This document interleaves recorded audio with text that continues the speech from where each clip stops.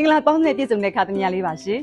ဒီကနေ့ရဆိုရင်တော့ကျမတို့ရဲ့အမျိုးသားယဉ်ကျေးမှုနဲ့အမှုပညာတက္ကသိုလ်ရန်ကုန်လူစွမ်းအရင်းမြစ်ဖွံ့ဖြိုးမှုဌာနအချိန်ပိုင်းအမှုပညာဒီပလိုမာသင်တန်းစတင်ဖွင့်လှစ်တဲ့နေ့လေးပဲဖြစ်ပါတယ်ရှင်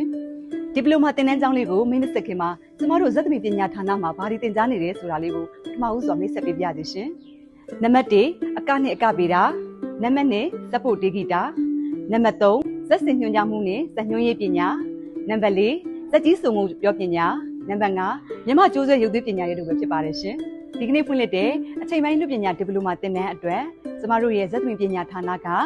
မြမအကသင်တန်းမြမရုပ်သွေးကျိုးဆွဲပညာရေးတို့ကိုဖွင့်လှစ်ထားပါတယ်ရှင်ဒီသင်တန်းမှာဆိုရင် level 1 level 2 level 3သုံးဆင့်သလုံးအောင်မြင်မှသာလျှင်အမှုပညာဒီပလိုမာဘွဲကိုရရှိမှာဖြစ်ပါတယ်မူလတန်းနဲ့အလယ်တန်းအောင်မြင်တဲ့သူတွေကတော့ level 1နဲ့2ကိုပဲတက်ပြီးတော့အောင်သက်မှတ်တာရရှိမှာဖြစ်ပါတယ်ရှင်ဒရမယဉ်ကျေးမှုမှာပါဝင်တဲ့ကျမတို့ရဲ့မြမအကနဲ့မြမရိုးရာရုပ်သစ်ကျိုးဆွဲပညာကိုကျမခိုင်ပါလွင်တဲ့အတူလိုက်ပါကြည့်ရှုခံစားဖို့ဖိတ်ခေါ်လိုက်ပါတယ်ရှင်အားလုံးပဲမင်္ဂလာပါဒီကနေ့သင်တဲ့သင်ခန်းစာကတော့မြမအခြေခံကြပြလို့အကသင်တန်းလေးဖြစ်ပါတယ်ကြပြလို့ဆိုတာကတေးသချင်းစာသားတွေမပါဘဲနဲ့အလုပ်ပေါ့နော်ပုံလေးတွေနဲ့ပုံလေးလုံးတန်စင်တဲ့ကတဲ့တီးတဲ့အတီးချက်လေးတွေကိုမှမြင်ပြီးတော့ကြပြလို့ကကွက်ကလေးတွေကချင်းဖြစ်ပါတယ်နော်ကြပြလို့မှာဆိုရင်စီဝါကဝလက်စီဝါနဲ့ကပါတယ်စီဝါစီတစ်ချက်ဝါတစ်ချက်ချွင်နှစ်ချွင်သုံးစချွင်တစ်ချွင်နှစ်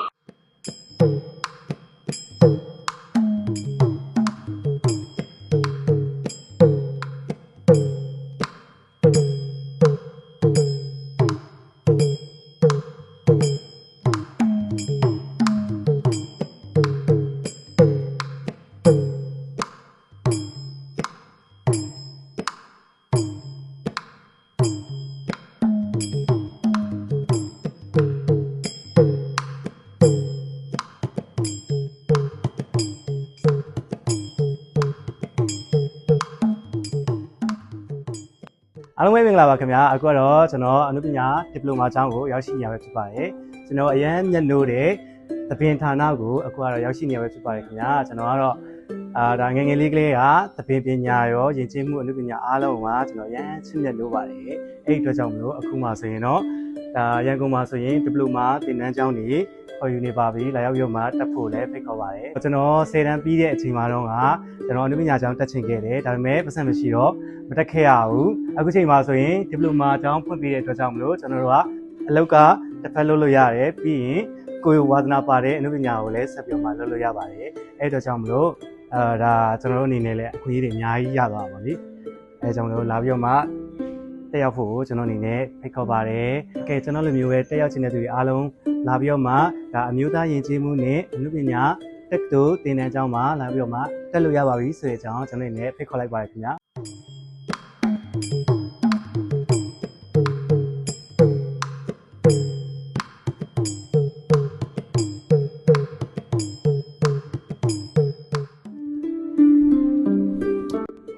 ကျမနဲ့တူတူမြမရုပ်သစ်ကျိုးဆွဲပညာရပ်များကိုလေ့လာဖို့ဖိတ်ခေါ်လိုက်ပါတယ်ရှင်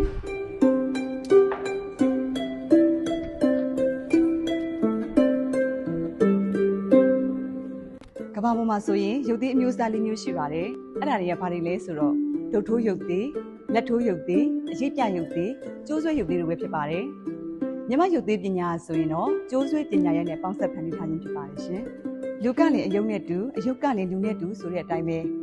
သက်မဲ့ရုပ်ကလေးများကိုသက်ဝင်လှူရှားလာစေရန်ကျိုးဆွဲပညာရဲ့နဲ့ပေါင်းစပ်ပြီးဖန်တီးတင်ဆက်ထားတဲ့မြမရုပ်သစ်ကျိုးဆွဲပညာရဲ့ပဲဖြစ်ပါတယ်ရှင်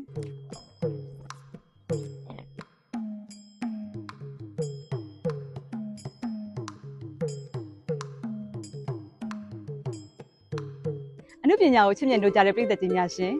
အနုပညာဆိုတာလူအများရဲ့စက္ခုဝိညာဉ်အာယုံမနောဝိညာဉ်အာယုံတို့ကိုလှုပ်ရှားလာအောင်ဖန်ဆားနိုင်တဲ့ပညာရဲ့တစ်ခုပဲဖြစ်ပါတယ်ဒါအပြင်ပတ်ဝန်းကျင်နဲ့လည်းသဟဇာတဖြစ်ပြီးတော့အခြေခံသဘာဝအားဖြင့်တစ်ခုတည်းသာရှိတဲ့အနုပညာရဲ့ဖြစ်တယ်လို့စာရေးဆရာလက်ဝဲမင်းညိုကအတိတ်ပဲဖွင့်ဆိုထားပါတယ်ရှင်